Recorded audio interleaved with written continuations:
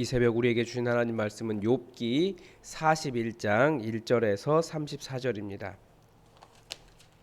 욥기 41장 1절에서 34절입니다. 우리 하나님의 말씀을 다 함께 받들어 읽겠습니다. 내가 낚시로 리워야단을 끌어낼 수 있겠느냐? 노끈으로 그 혀를 맬 수 있겠느냐? 너는 밧줄로 그 코를 꿰 수 있겠느냐?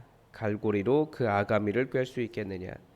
그것이 어찌 내게 계속하여 간청하겠느냐? 부드럽게 내게 말하겠느냐? 어찌 그것이 너와 계약을 맺고 너는 그를 영원히 종으로 삼겠느냐? 내가 어찌 그것을 새를 가지고 놀듯 하겠으며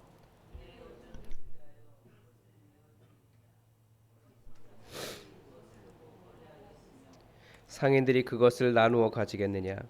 내가 능히 많은 창으로 그 가죽을 찌르거나 작사를 그 머리에 꽂을 수 있겠느냐? 내 손을 그것에게 얹어보라. 다시는 싸울 생각을 못하리라. 참으로 잡으려는 그의 희망은 헛된 것이니라. 그것의 모습을 보기만 해도 그는 기가 꺾이리라. 아무도 그것을 격동시킬 만큼 담대하지 못하거든 누가 내게 감히 대항할 수 있겠느냐? 누가 먼저 내게 주고 나로 하여금 갖게 하겠느냐? 온 천하에 있는 것이 다 내 것이니라. 내가 그것의 지체와 그것의 큰 용맹과 늠름한 체구에 대하여 잠잠하지 아니하리라.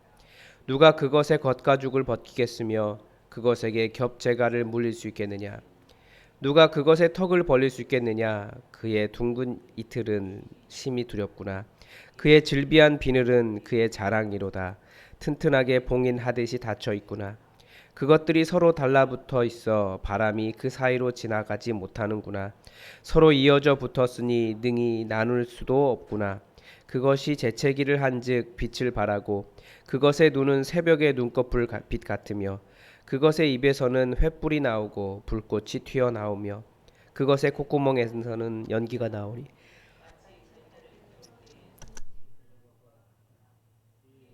숯비를 피며 그의 입은 불길을 뿜는구나. 그것의 힘은 그의 목덜미에 있으니 그 앞에서는 절망만 감돌 뿐이구나. 그것의 살 껍질은 서로 밀착되어 탄탄하며 움직이지 않는구나. 그것의 가슴은 돌처럼 튼튼하며 맷돌 아래짝같이 튼튼하구나. 그것이 일어나면 용사라도 두려워하며 달아나리라. 칼이 그에게 꽂혀도 소용이 없고 창이나 투창이나 화살촉도 꽂히지 못하는구나. 그것이 쇠를 지푸라기 같이 놋을 썩은 나무같이 여기니 화살이라도 그것을 물리치지 못하겠고 물맷돌도 그것에게는 겨같이 되는구나. 그것은 몽둥이도 지푸라기 같이 여기고 창이 날아오는 소리를 우습게 여기며 그것의 아래쪽에는 날카로운 토기 조각 같은 것이 달려 있고 그것이 지나갈 때는 진흙 바닥에 돌이 깨질러 깊은 물을 솥에 물이 부그름 같게 하며 바다를 기름병같이 다루는 도다. 그것의 뒤에서 빛나는 물줄기가 나오니 그는 깊은 바다를 백발로 만드는구나. 세상에는 그것과 비할 것이 없으니 그것은 두려움이 없는 것으로 지음 받았구나. 그것은 모든 높은 자를 내려다보며 모든 교만한 자들에게 군림하는 왕이니라. 아멘. 어릴 때 그런 노래 불렀습니다. 일종의 레크레이션이었는데요. 그거 있잖아요. 정글 숲을 기어서 가자. 엉금엉금 지나서 가자. 그러다가 악어 떼가 나타나면 그 악어 떼가 나온다. 악어 떼 딱 그러면 이제 선생님이 막 잡으러 악어 흉내 내고 잡으러 다니면 우리는 소리치면서 도망쳤던 그런 기억이 있습니다. 아마 악어 떼가 무섭다라고 하는 어떤 생각이 있었던 것 같습니다. 그래서 생각해 보니까 주로 어릴 때 봤던 악어는 그 TV에서 했던 타잔이라고 하는 그 드라마에서 나왔던 악어였던 것 같습니다. 거기에서 타잔을 위협하던 두 가지가 있는데 제 기억으로는 하나는 늪이었고요. 타잔도 빠지면 빠져나오기 힘들었던 늪이었고 하나는 타잔이 두려워했던 싸우기 힘들었던 악어였습니다. 그래서 어느 날 제 기억이 나요. 그 타잔이 악어와 싸워서 악어를 이기는 장면이 나오거든요. 그런데 어쨌든 악어는 굉장히 무서운 동물로 그렇게 머릿속에 들어 있습니다. 근데 아마 요즘 우리가 보는 악어는 그 동남아의 관광지 갔을 때 공연을 하는 동물이나 아니면 악어 가죽 지갑이나 악어 가죽 벨트 뭐 이런 수준인 것 같아요. 오늘 본문에 이 리워야단이라고 하는 동물이 나오는데요. 동물을 쭉 설명하고 있는데 이전 버전에서는 개역 한글 성경에서는 악어라고 번역을 했습니다. 그리고 우리 성경도 각주를 달아서 악어로 볼 수 있음 이렇게 되어 있습니다. 그러니까 제 기억이 맞는지 모르겠는데 이스라엘은 악어가 없는 것 같아요. 아마 악어가 살 수 있는 충분한 그런 물이 없고 물이 좀 달랐고 그리고 뭐가 좀 맞지 않는 것 같습니다. 그래서 이스라엘 사람들이 만약에 길을 가다가 악어를 만났다면 어떤 느낌이었을까요? 아니면 애굽 사람들이나 그 아프리카 사람들에게 이디오피아 사람들에게 악어에 대한 이야기를 들으면 악어는 어떤 식으로 생각이 됐을까요? 아마 엄청나게 강한 신비의 동물이었을 겁니다.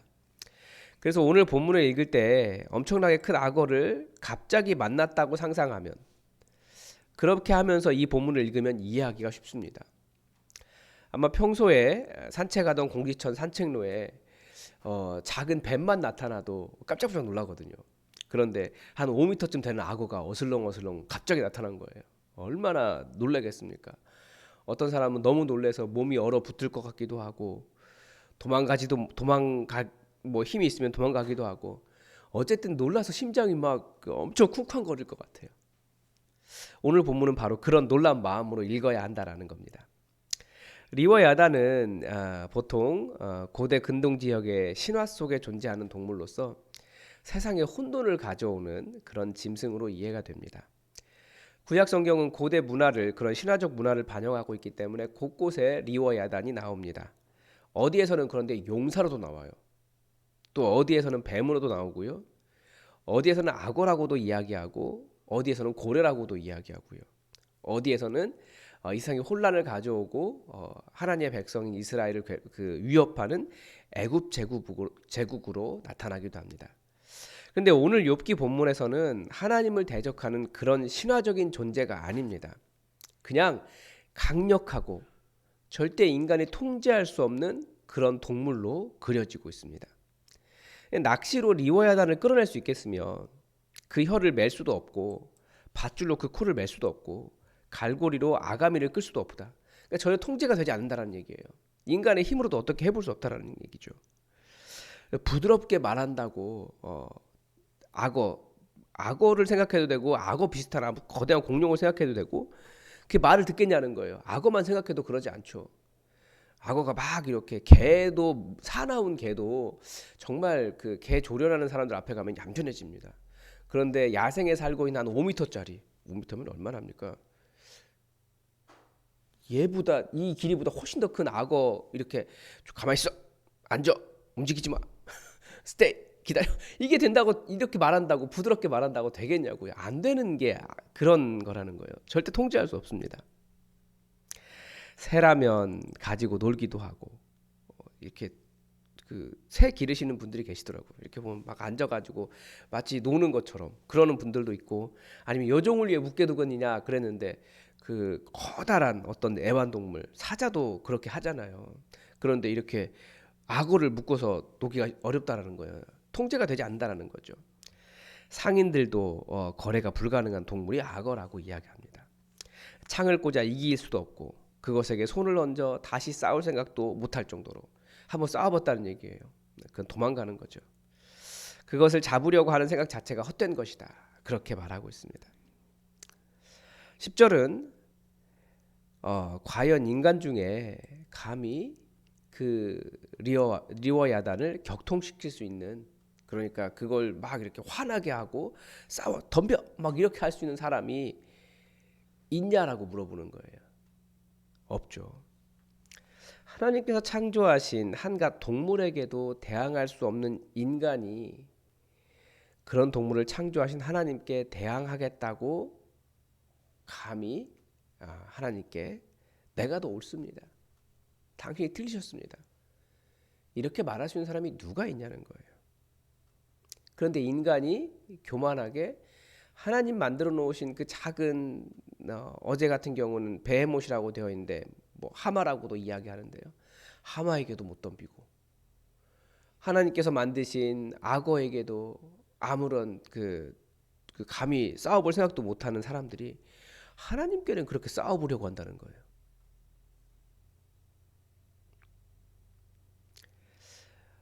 그렇게 하지 말라는 거죠. 하나님 그런 분 아니라는 거예요. 엄청나게 거대하신 분이시죠. 그런데 하나님께 또 하시는 말씀이 있어요. 이 모든 것이 다 내 것이다. 이 모든 것이 다 하나님의 것이다. 라고 말씀하십니다. 제가 존 메가더 목사님의 주대심의 첫 번째 구절에서 저는 아주 큰 깨달음과 충격을 얻었습니다. 모르던 것은 아닌데 제가 그냥 충격을 받은 거예요. 영어를 읽어서 정확한 표현은 기억나지 않지만 우리 그리스도인은 이 세상에 기뻐할 이유로 가득 차 있다라는 겁니다. 왜냐하면 우리에게는 온 세상의 창조자이시며 주관자이신 하나님 아버지가 계시기 때문입니다.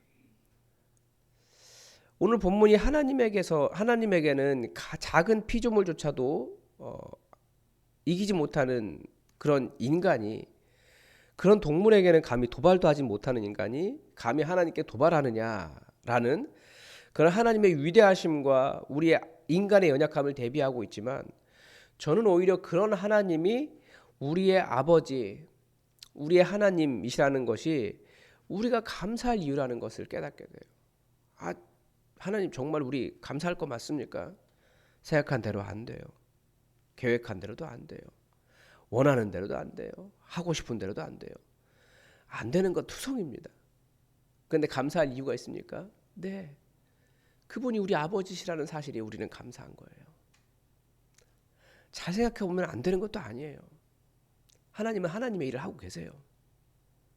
우리에게는 정말, 우리는 여러 가지 똑똑한 걸 너무 좋아하는 것 같아요. 머리로 이해하면 다 된다라고 생각하는데, 그분이 우리 아버지라는 사실이 내 안에서 기쁨으로 다가오지 않으면, 그분이 내 아버지시기 때문에 다행이다라고 하는 그 감사로 다가오지 않으면 사실 여전히 머릿속으로만 생각하고 그 하나님을 정말 내 아버지로 모시고 있는 상태까지 가지 못한 것이 될 수 있어요.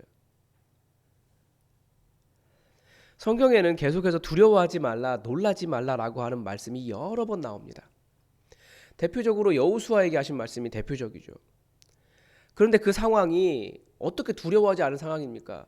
따르던 지도자 모세가 죽었고 이제 요단강을 건너 가나안 족속과, 그 엄청난 가나안 족속과 거대한 정복 전쟁을 치러야 하는 상황이었습니다. 그런 상황에서 여호수아도 젊은 사람이 아니에요. 80의 할아버지예요. 하나님은 여호수아에게 두려워하지 말라, 놀라지 말라라고 말씀하시는 거예요. 만약에 제가 그런 상황에 놓여 있는 여호수아라면 과연 두려워하지 않고 놀라지 않고 가슴 철렁하지 않고 무섭지 않겠습니까? 힘이 있을 젊을 때라면, 아니면 무엇인가를 개척해 볼 수 있는 상황이라면 모르겠는데, 그런 상황에서 정말 완전히 낯선 세계 속으로 들어가야 돼요. 그런데 하나님은 하나님의 말씀만 붙잡고 두려워하지 말라고 말씀하십니다. 포로 이스라엘이 바벨론을 떠나 고향 땅, 원래의 땅으로 돌아가야 할 때도 주님은 두려워하지 말라, 놀라지 말라라고 말씀하셨습니다. 그래서 제가 히브리어를 잘 외우지 모를 때도 두려워하지 말라는 알고 있었어요. 알띠라예요. 알띠라. 아니 70년이나 고향 땅을 떠나 이제 새로운 땅에 정착하고 살고 있는데, 그러니까 고향 땅을 끌려가서 포로로, 그 포로 생활 벗어나서 그 땅에서 정착해서 잘 살고 있었어요. 이제 이 땅에서는 어려웠던 삶을 산 사람도 그 땅에 가서는 돈 벌고 잘 정착하고 영향력 있는 사람으로 살아가고 있었어요. 그런데 그거 다 버리고 이스라엘은 여전히 폐허가 되어 있는데, 자기들을 지켜줄 성곽도 없는데 거기로 다시 돌아가라라고 말씀하시니까 사람들이 못 가겠다라는 거예요. 그때도 하나님이 하신 말씀, 내가 너희들 안고 어깨에 메고 어깨에 이고 갈 테니까 두려워하지 말아라 라고 말씀하셨어요.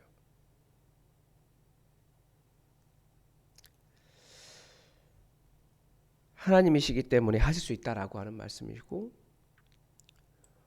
우리가 그분의 자녀이기 때문에 우리 하나님 아버지는 우리에게 두려워하지 말아라 라고 말씀하십니다. 어제 기사에 박봄이라고 하는 배우의 이야기가 나왔습니다. 왜 제가 그 배우를 기억하고 있냐면, 그 개그우먼 하다가 배우로 전향한 분이에요. 노래 굉장히 그 개그 콘서트에서 노래를 굉장히 잘했던 그런 배우입니다.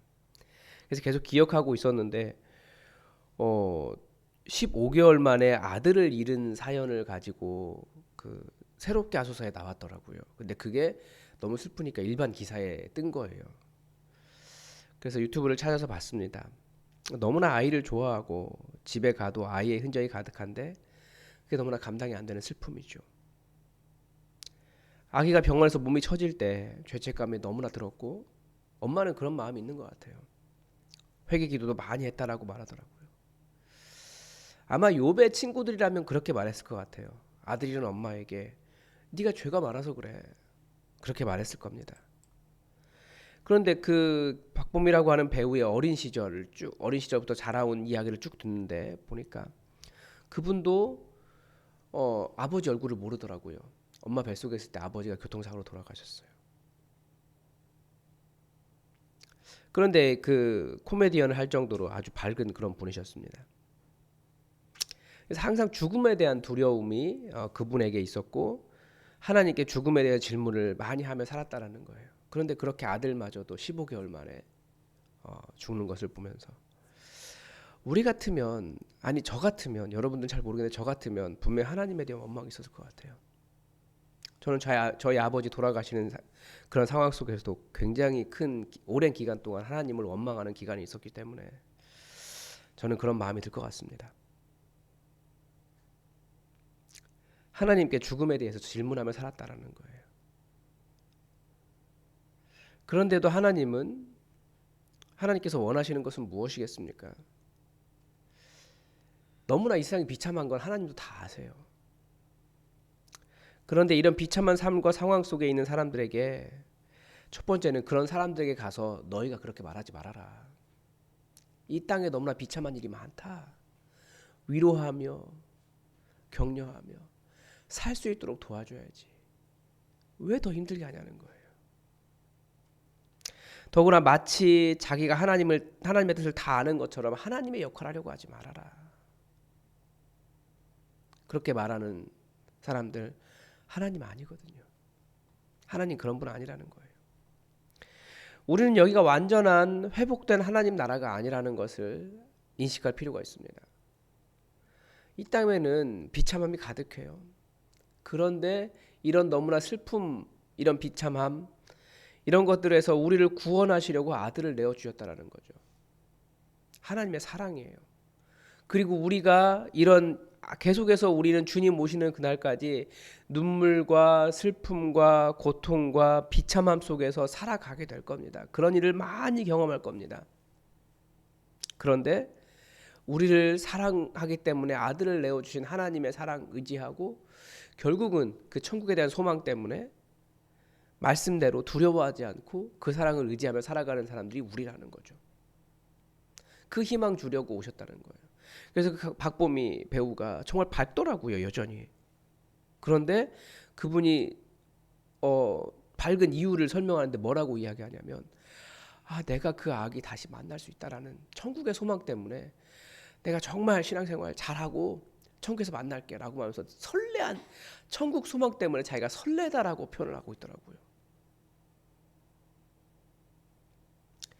우리가 오히려 이 땅에서 많은 어려움과 비참함을 경험하지만 그 욥기를 보는 어떤 사람들은 굉장히 힘들어하지만 그런데 정말 우리는 우리를 사랑하신 하나님 때문에 하나님 나라를 바라보면서 설레어하는 사람들이 우리라는 겁니다.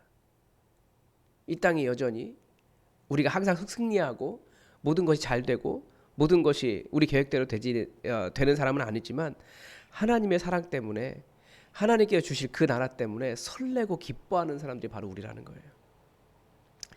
저는 내년 사역을 생각할 때도 그렇습니다. 아니면 우리 앞날을 생각할 때도 그렇습니다. 하나님 계시기 때문에 기뻐하는 겁니다.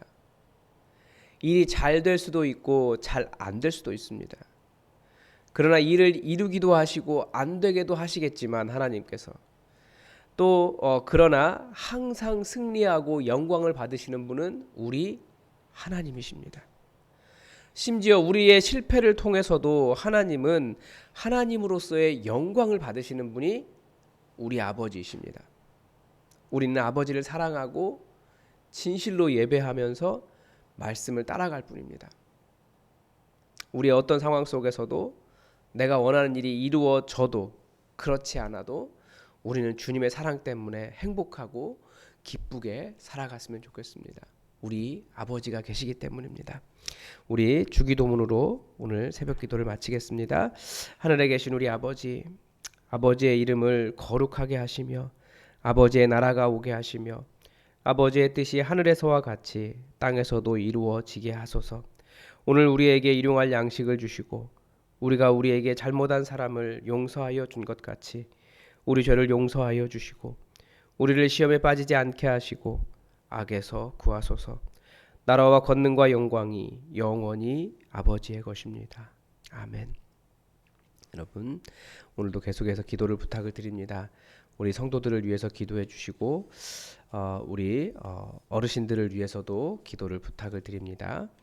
우리 김영애 권사님 지금 부산에 있는 요양병원에 계신데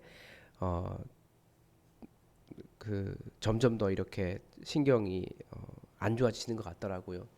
가끔씩 연락을 한 번씩 해주시면 큰 위로가 될 것 같습니다. 그리고 건강의 어려움 때문에 교회 나오지 못하시는 분들을 위해서도 기도를 부탁을 드립니다. 그리고 계속해서 우리 올해 한 해 잘 마무리하고 내년도 하나님의 일을 기대하며 하나님께서 보여주시는 일에 대해서 우리 다 한 마음 한 뜻 되어서 하나님의 뜻을 이루어갈 수 있도록 기도해 주시기 바랍니다. 다 함께 기도하겠습니다.